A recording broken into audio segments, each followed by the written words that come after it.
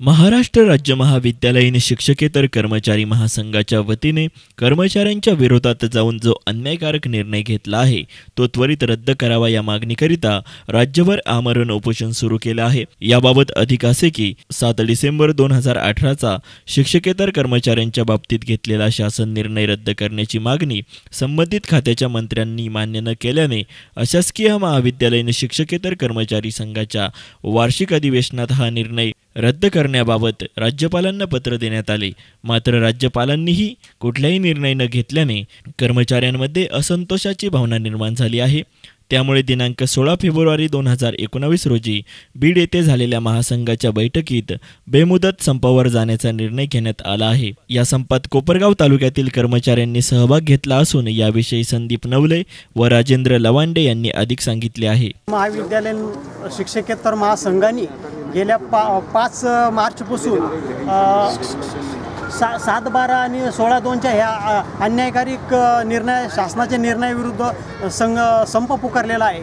त्या संपाचं कारण असं आहे की आमच्या महाराष्ट्र राज्य शिक्षकेतर महासंघाची नवीन अशी मागणी नाही, तर जी सुविधा आम्हाला पूर्वीपासून मिळत होती ती तशी सुरू ठेवावी असं आमचं मागणं आहे आणि त्यासाठी आम्ही हा संप पुकारलेला आहे। आणि आमची मागणी जशी जशी समाजाला माहीत झालेली आहे त्यानुसार समाजातील प्रत्येक घटकांनी आम्हाला या संपासाठी पाठिंबा दिलेला आहे। मग त्याच्यामध्ये सिनियर महाविद्यालयातील प्राध्यापक संघटना असेल, आमच्या महाविद्यालयाचे प्राचार्य असतील, ज्युनियर कॉलेज टीचर असोसिएशनची संघटना असेल, तसेच विद्यार्थी संघटना असेल, त्यांनाही आमच्या मागण्या या रास्त कळलेल्या आहेत। कारण शिक्षकेतर सेवक हा जो घटक आहे हा प्रशासकीय कामकाजातील महत्त्वाचा एक घटक आहे।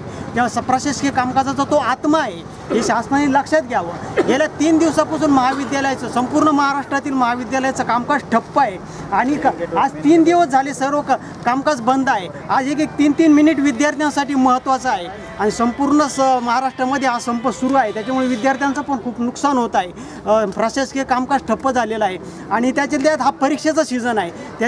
याच्यामध्ये तरी शासनाने याची दखल घेतली पाहिजे।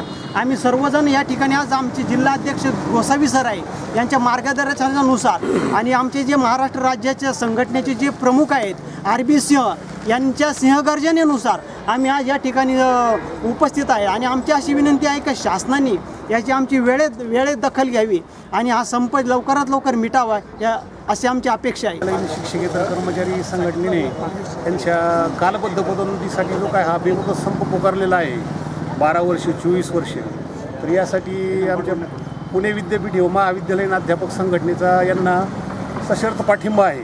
शासनाने यांच्या लवकरात लवकर मागण्या पूर्ण कराव्यात अशी मी शासनाच्या संघटनेच्या वतीने त्यांना एक आशा व्यक्त करतो। याप्रसंगी महाराष्ट्र राज्य महाविद्यालयीन शिक्षकेतर कर्मचारी महासंघाचे जिल्हाध्यक्ष सुनील गोसावी, विभागीय सचिव बापू वडणे, एकनाथ आंबरे, शिवाजी लोभे, प्रमोद वाणी, दीपक रोकडे, सचिन गोसावी, किरण भाकरे, संदीप नलगे, भाऊसाहेब नाईकवाडे, श्रीमती बेबी बेस्के, मंगल ठाणगे, भीमाबाई गाडेकर, वैशाली कदम, लताबाई शिंदे आदींसह महाविद्यालयीन शिक्षकेतर कर्मचारी उपस्थित होते।